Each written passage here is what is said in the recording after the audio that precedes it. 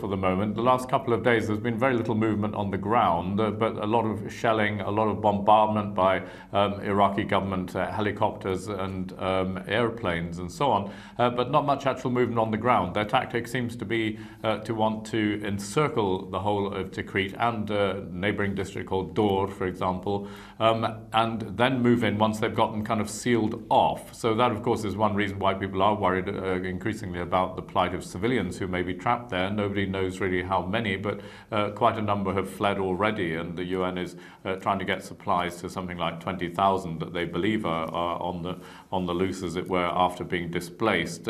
So, as I say, this is going to be a long-running offensive, because moving forward into ground controlled by IS, the Islamic State, so-called, since last June, is a very tricky business. They leave a lot of bombs, roadside bombs, booby traps, hidden bombs, and so on, which makes advancing very perilous, and areas have to be painstakingly cleared if troops, ground forces, are to move forward safely. I mentioned the role of Iranian-backed Shia militias in this battle. I mean, just looking at the sort of regional picture, it's a bit of a problem, isn't it, for some members of this coalition, not least the United States?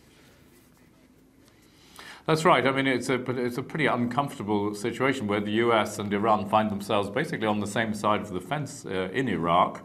There were some offensives last year when the Americans were actually bombing in support of Shia militias on the ground, backed by Iran. Those very same militias who only a few years ago were kidnapping and killing American soldiers. So it's an uncomfortable arrangement. Meanwhile, the American Secretary of State, for example, is currently meeting with Arab Gulf leaders from Saudi Arabia and its allies in the Gulf, who are very worried about what they see as a rapprochement between Iran, their traditional foe, and the Americans, who've been holding talks with them in Geneva for the last few days on the nuclear issue. So it is a very delicate situation diplomatically, politically, and of course militarily. The Americans are not taking part in the current offensive at Tikrit, but they are joining in one further to the west in Al-Anbar province, which is going on at the same time, and of course they're bombing elsewhere. So they're watching very carefully to see what happens with the Shia militias on